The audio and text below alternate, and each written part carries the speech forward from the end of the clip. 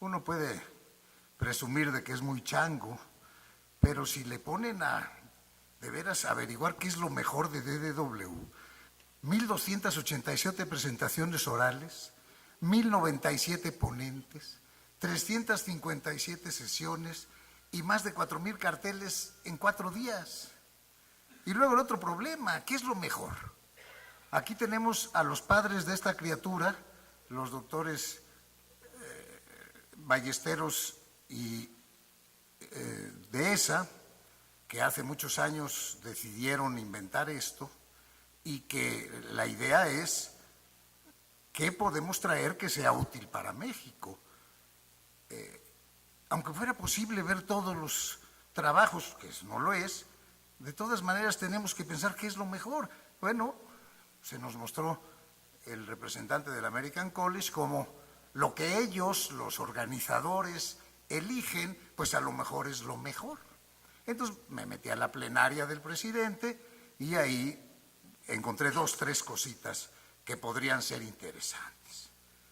Por ejemplo, esto, la iniciativa de la Asociación Americana de Gastroenterología para ver qué van a hacer los gastroenterólogos en el manejo de la obesidad. Esto es algo muy interesante porque los gastroenterólogos en Estados Unidos lo que hacen son colonoscopias, ya no ven pacientes. Bueno, pues Sarah Street y un grupo de ingenuos de alto nivel, eso sí, han decidido que la obesidad es una enfermedad gastroenterológica.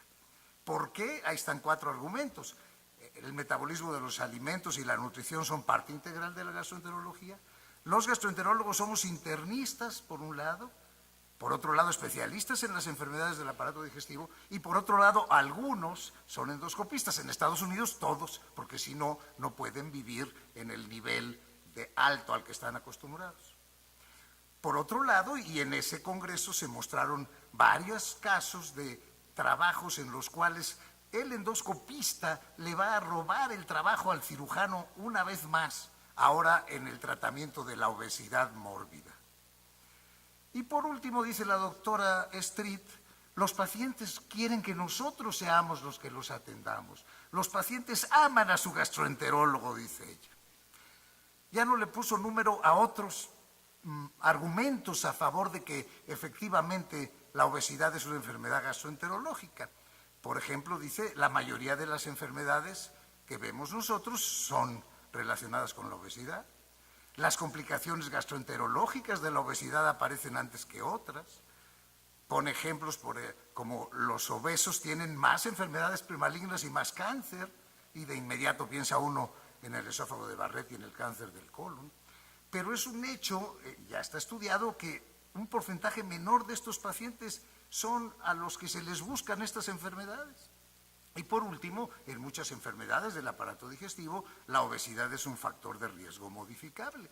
Entonces, lo primero que tenemos que aprender, dice la doctora, es que la fisiopatología de la obesidad es compleja. Que mucha gente, no nada más médicos, y muchos médicos, creemos que es una enfermedad autoinfligida y por lo tanto es un defecto de carácter y hay que se haga bolas el obeso por tragón.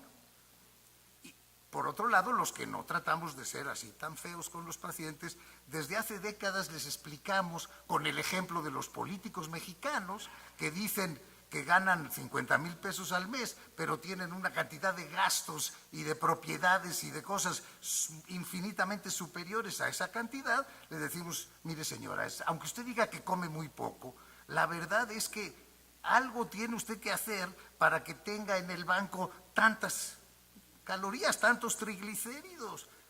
Bueno, esto, así es como lo entendemos hasta ahora la mayoría de los médicos y de los pacientes.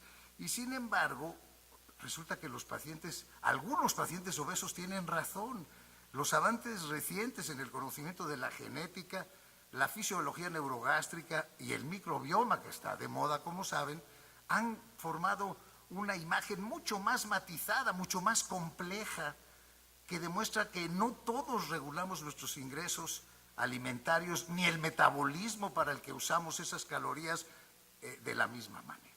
Entonces, este es un campo enorme, ya se nos ha dicho una y otra vez, el doctor Rodríguez Rodrigo, que nos acaba de hablar de algunos trabajos de pediatría, lo insiste. La obesidad es un problema gravísimo, tenemos que hacer algo, y lo que la AGA está pensando es una iniciativa en la cual se publique una guía práctica para cómo manejar la obesidad, cómo educar a los pacientes, qué recursos usar, y para eso se ha unido con la Sociedad de Cirujanos Gastrointestinales y Endoscópicos, con la Sociedad de la Obesidad, con la Academia de Nutrición y Dietología y con la Sociedad Norteamericana de Gastroenterología Pediátrica.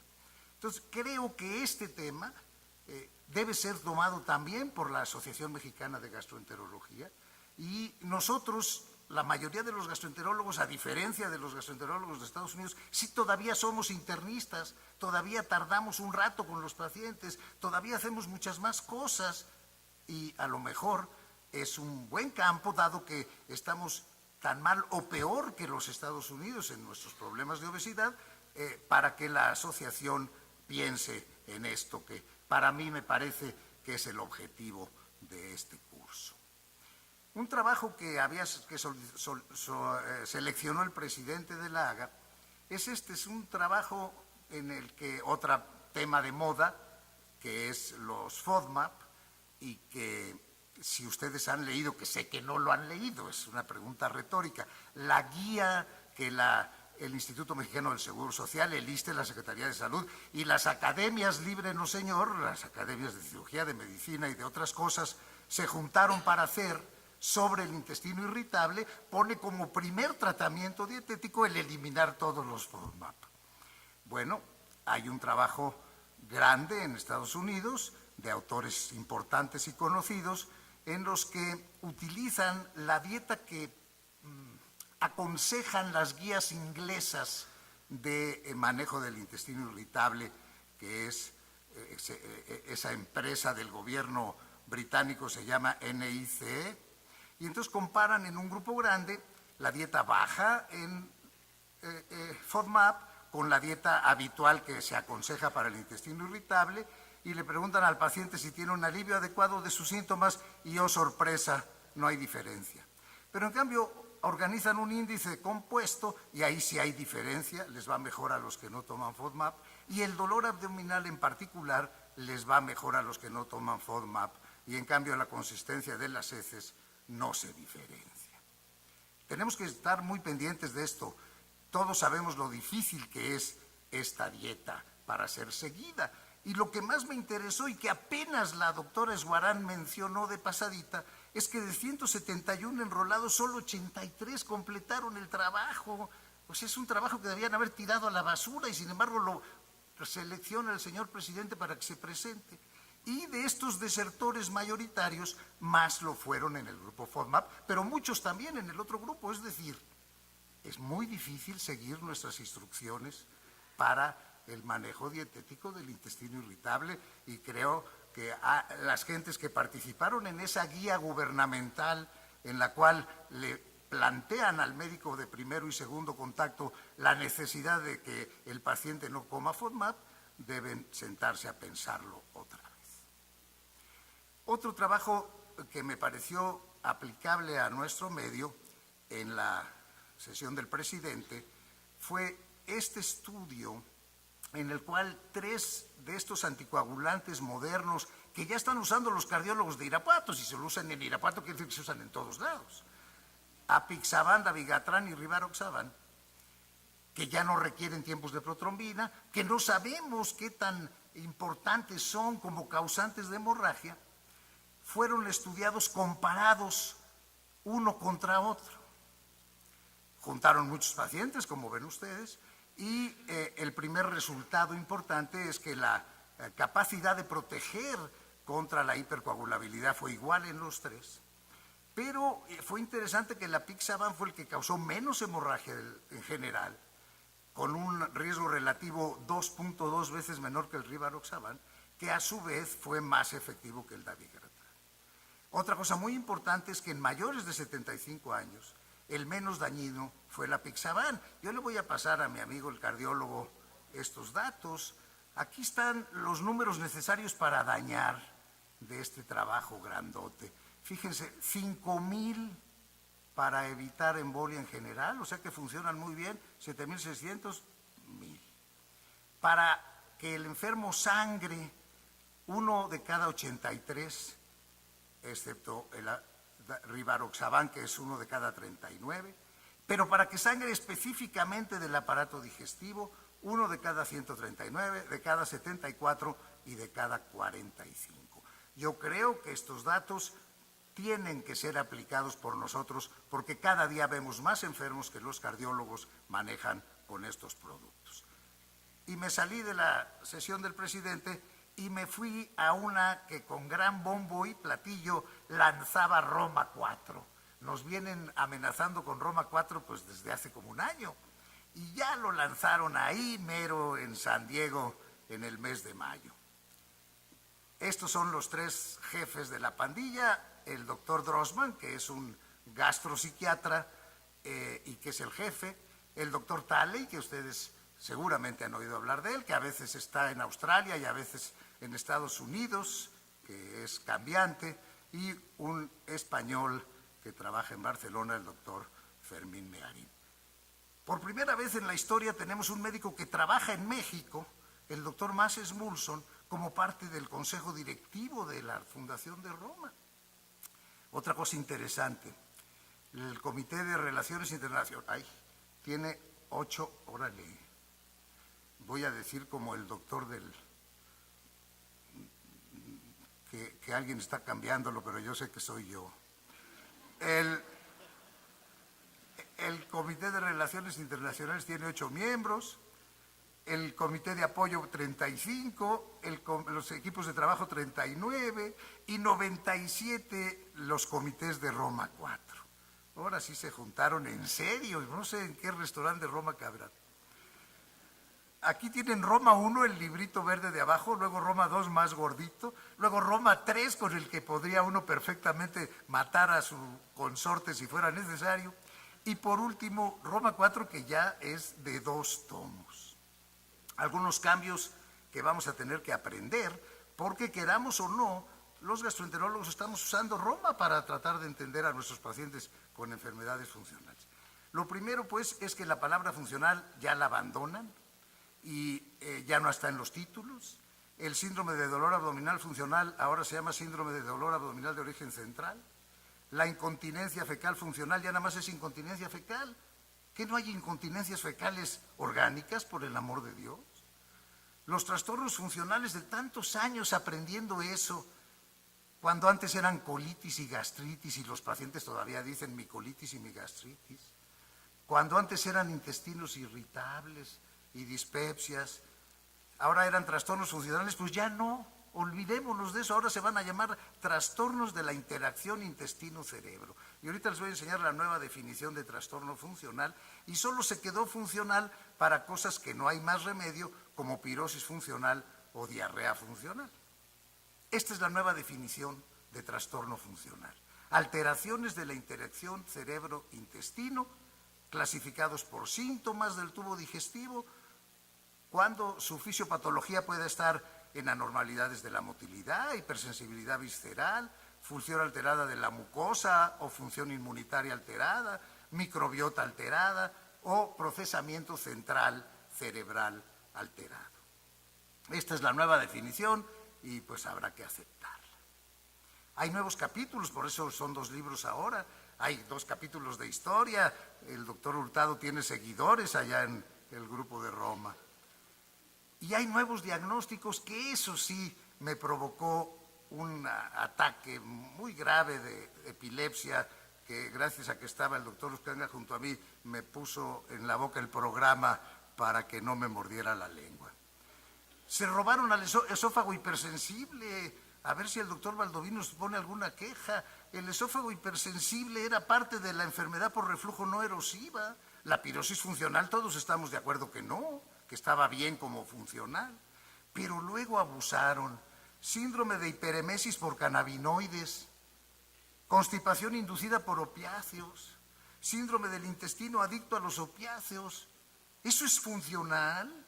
El que los médicos norteamericanos usen como analgésicos de una manera indiscriminada sustancias opiáceas, de manera que hay millones de personas con esta drogadicción provocada por el médico, lo vuelve un tema para tratarlo en una clasificación de enfermedades funcionales.